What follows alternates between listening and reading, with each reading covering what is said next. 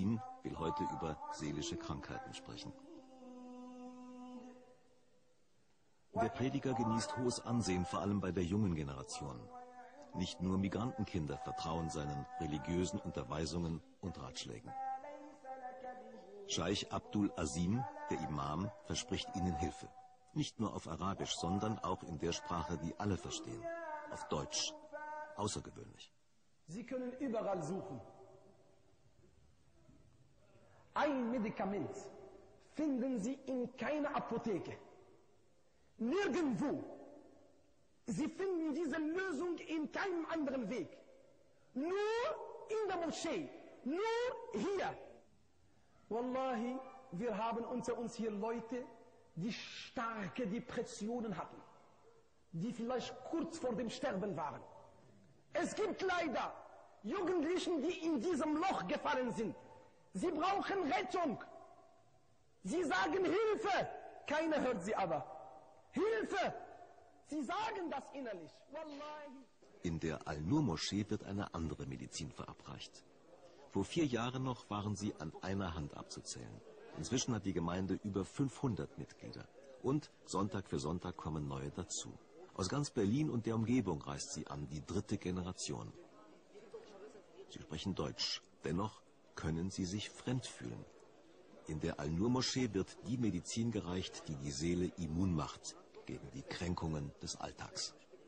Die meisten Menschen leiden heutzutage, meine ich, und besonders in westlichen Ländern, wo die Seele so durstig ist, wo die Seele so hungrig ist.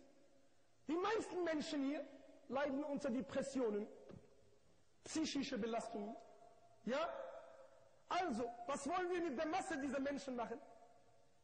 Na, schafft mal, wenn ihr das könnt. Wallahi, der Islam schafft das. Komm mit deinem guten Herzen, mit offenem Herzen und verstehe den Islam. Der Islam gibt dir eine Lebensform. Der Islam gibt dir eine Kraft, dass du vielleicht Außenwelt, gar nicht von Außenwelt beeinflusst wirst. Versenkung im Glauben. Als Abwehrsystem gegen schädliche Einflüsse.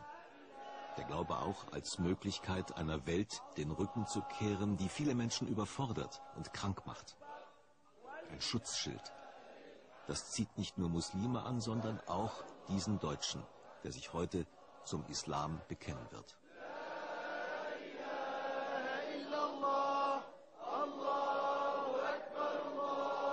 Das strikte Regelwerk des orthodoxen Islam, es wird hier nicht als Bevormundung empfunden. Im Gegenteil, die Gesetze und Empfehlungen erleichtern die Lebensführung. Gucken Sie mal, der Islam hat uns gelehrt, wie wir in die Toilette reinkommen, wie wir von der Toilette rauskommen, wie wir schlafen gehen, wie wir aufstehen, wie wir essen, wie wir trinken. Alles, auch wie wir spucken, hat der Islam uns gelehrt.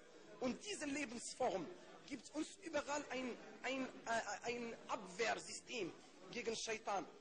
Und wenn uns was geschieht, von Unheil, Unfälle, Krankheiten, wie verhält man sich als Muslim? Unterwerfen.